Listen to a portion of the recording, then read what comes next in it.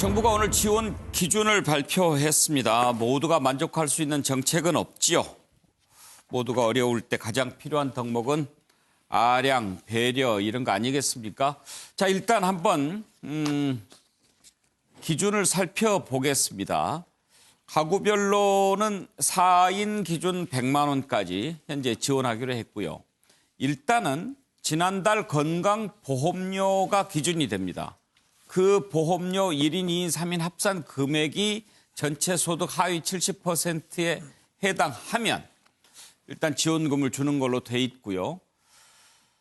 직장의료보험, 지역의료보험 또 혼합의료보험 가입자를 구분해서 하고 또 한 가지 이제 중요한 것은 그렇게 했을 경우에 실제로 재산이 많은 사람은 어떻게 되냐 하는 문제가 있습니다. 소득 하위가 70%라도 자산이 많은 경우 있죠. 예를 들면 종부세를 내는 경우죠.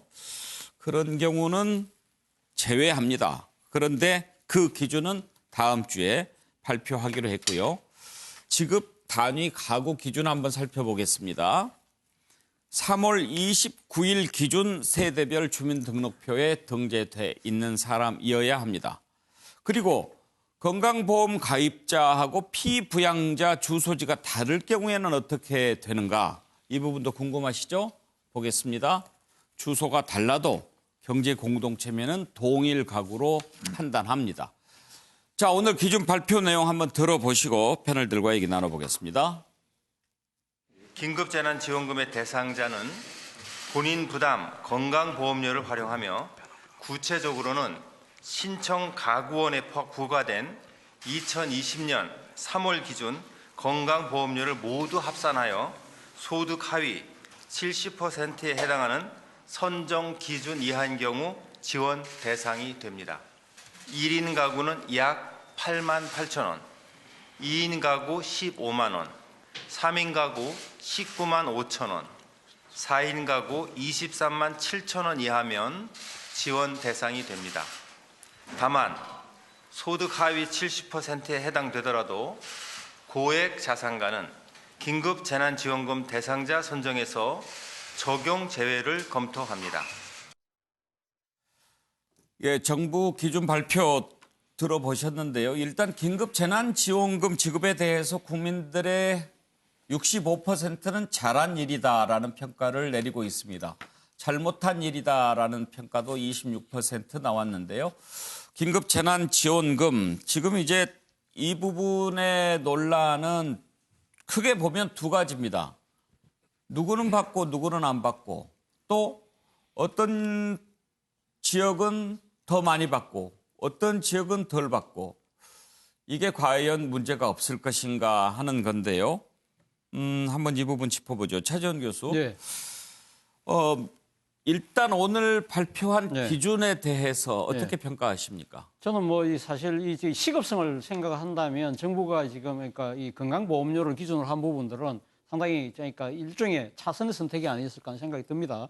지금 당장 그러니까 각 가구의 그 최신 소득을 그러니까 측정할 수 있는 최적의 자료가 일단은 건강보험료라는 거죠. 예. 건강보험료는 아시다시피 전년도 소득 기준으로 해서 지금 부과가 되는 부분이기 때문에 그런 부분들에 대해서 충분히 그러니까 이 소득 기준을 나름대로는 합리적으로 그러니까 지금 그러니까 가를 수 있다. 물론 그러니까 지금 이 나머지 자산 소득 부분과 겹치는 부분은 지금 이 고액 자산가 같은 경우는 지금 제외한다고 했으니까 그 기준은 또 발표를 하겠습니다만 또 하나는 지금 그 건강보험료에 지금 국민의 97%가 건강보험에 지금 가입돼 있거든요. 우리는 소위 말해서 국민개보험 제도에 지금 실시가 되고 있기 때문에 이 두 가지 측면을 봤을 때는 사실 지금 건강보험료를 기준으로 하는 부분, 이 부분은 앞서도 제가 말씀드린 것처럼 이 지금 가장 지금 속도가 중요하기 때문에 예. 이런 측면에서는 저는 적절한 하나의 기준을 제시한 것이 아닐까 생각이 듭니다. 윤기찬 부위원장은 어떻게 생각하시나요? 저는 가장 타격을 많이 입은 그 직업군으로 보면 자영업자거든요. 예. 1인 자영업자들이 예. 많은데 1인 자영업자들은 이제 그 지역보험 가입자가 됩니다. 그렇죠. 그래서 지역보험 가입자 같은 경우에는 아무래도 이 건보율 체계를 비춰보면 좀 더 불리해요. 그러니까 예를 들어서 직장 가입자 같은 경우에는 기타 소득에서 이자 배당 이런 것들을 약 한 3,400만 원 정도 공제를 해준답니다. 네. 근데 이제 지역 가입자는 그런 게 또 그 상대적으로 좀 불합리하고 해서 물론 좀 시간적으로 굉장히 정치하게 할 수는 없었을 텐데 예. 조금 더 타겟팅해서 제일 피해를 많이 본 계층에 주는 쪽으로 좀 더 행정력을 좀 집중했으면 어땠을까. 왜냐하면 예. 저번에도 말씀드렸지만 이것이 긴급 지원금 형태거든요. 예. 재난을 당한 분들한테 긴급 지원하는 형태의 지원금인데 지금 그 기준을 정하는 거 보면 마치 이게 재분배 구조, 재분배를 위한 어떤 그 기본소득 비슷한 개념으로 조금 섞여 있어서 그것은 차차 논의해가지고 네. 21대 국회가 마련되면 그때 가서 좀 더 논의해서 해도 되는 문제를 긴급지원금 형태에서 기본소득 개념으로 조금 더 재분배 쪽으로 간다는 거, 특히나 재산 부분을 고려한다는 부분은 좀 더 납득할 수가 없어요. 왜냐하면 재산이 있다 해도 지금 현금으로 쓸 수 없는 분들이 있거든요. 우리 예. 고가의 주택이 예. 재산의 60% 이상 차지하는 분들이 많기 때문에 그런 데를 감안한다면 종부세를 이것의 컷오프 대상의 기준으로 삼는 것은 조금 납득이 안 된다. 저는 개인적으로. 종부세를 내는 고액 자산가라 하더라도 당장 쓸 수 있는 돈이 없는 사람들 그런 분들은 좀 배려를 해야 된다. 그렇죠. 그러니까 예. 건보율에서는 이해가 되는 게 거기에 기타 소득에는 이자나 뭐 임대소득들은 다 들어가요. 그건 이해가 됩니다. 돈이 예. 들어오니까. 예. 그런데 종합부동산세는 돈이 안 들어와도 그 주택의 가격에 비춰볼 때 이제 세금을 내는 거거든요. 예. 그렇다면 현금이 있다고 보기도 어려운 게 분명히 대상들이 있을 텐데 그것을 일반적 기준으로 해가지고 컷오프를 한다는 것은 재분배 쪽으로 기울어진 게 아닌가. 그래서 아쉽습니다. 예, 다른 패널 분들에게도 좀 들어볼까요? 정교한 평론가. 이제 객관적으로 보면 뭐 정부가 지금 건보료 기준으로 이제 할 수밖에 없는 상황이고요.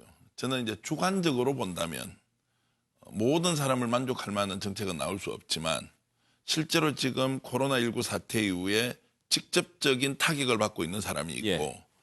원래 받고 있는 급여를 지금 그대로 받고 있는 사람들도 있지 않습니까?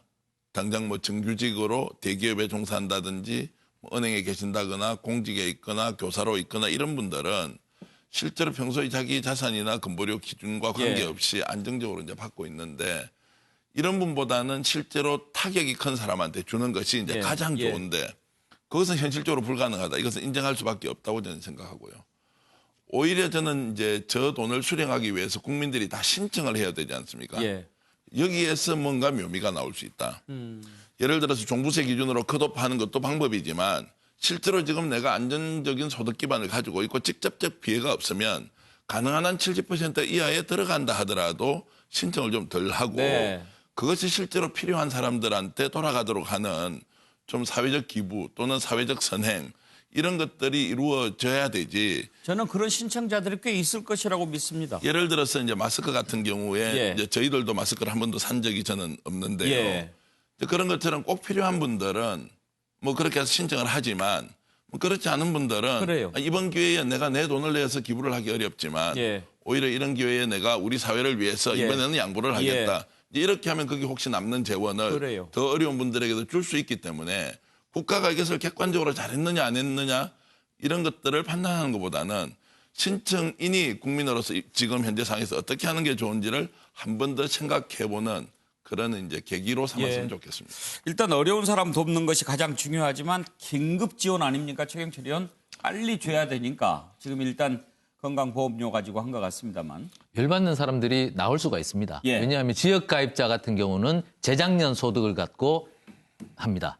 그리고 백인 이하 직장가입자 같은 경우는 작년 소득을 갖고 합니다. 그렇기 때문에 나 지금 월급 못 받는데 예. 그럼 어떻게 이런 예. 사람도 있을 거고 나 재작년보다 지금 엄청나게 그 벌이가 안 되는데 이런 사람들이 있겠죠. 예. 그러나 그분들까지 다 헤아릴 수는 없다는 것이죠.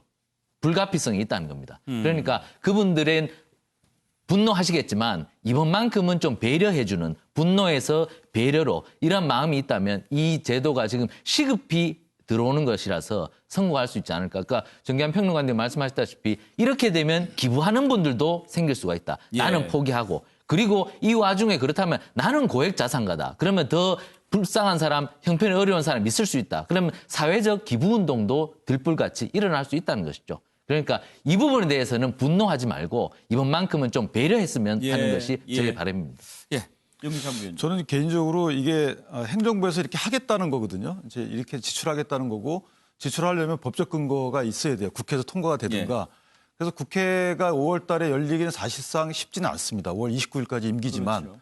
추경을 5월 달에 하지 못하고 그러면 이제 그다음 21대 구성돼서 추경을 통과시켜야 되는데 그런 그 책임은 또 국회로 가게 돼요. 그래도 20대가 그거 해주고 가야 되지 않습니까? 해줘야 되는데 사실 그건 지금 장담 못하는 거라서 그렇게 급하면 대통령께서 긴급재정경제 명령을 통해서 책임지고 하시면 돼요. 예. 그래서 법적 근거도 만들어 놓으시고 오로지 책임지고 지금 저 지지율 보시면 26%대 64% 정도로 이 금액 불출 그러니까. 비율하고 거의 비슷하게 나오거든요. 예. 그래서 이 부분도 전 정치적 함의가 있다고 생각은 되는데 어쨌든 이게 삼권 분립을 토대로 한 우리 국가에서는 제 생각에는 대통령께서 책임지고 이 부분을 긴급재정경제명령 야당에서 반대 안 하고 있잖아요. 오히려 하라고 하고 계시기 때문에 그걸 이용해서 오롯이 지출과 법적 근거까지 같이 마련하시는 것도 한번 고려해 보실 만하다라고 생각합니다. 예, 차정 교수. 예, 뭐 윤기찬 변호사님 말씀 저는 많이 상당히 합리적이라 생각하지만 그 지금 20대 국회가 지금 처리하지 못할 가능성이 높다고 말씀하셨는데 그 부분에 대해서는 아마 여야 모두가 긴급하게 처리해야 된다는 부분에 대해서는 다 동의를 하고 있을 것 같습니다. 과거 지금 그러니까 총선이 끝나고 난 뒤에 우리가 지금 보통 국회 임기가 5월 29일까지거든요. 보통 총선이 한 4월 13일에서 4월 16일 사이에 하고 나면 한 달 반 정도의 그 여유가 남지 않습니까?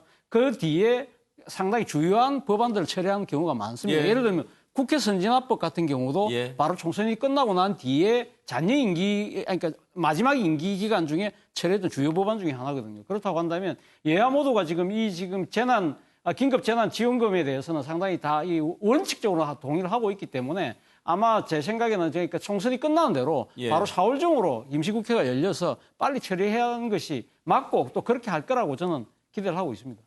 낙선 의원도 소중한 한 표 행사한 것 우리들이 많이 보잖아요. 아, 그렇죠. 그분들의 임기도 어차피 올 29일까지 세비가 세비도 정부가 받고. 또 받고 예. 딱 그분들의 그 권리이자 의무이기도 예. 하고요.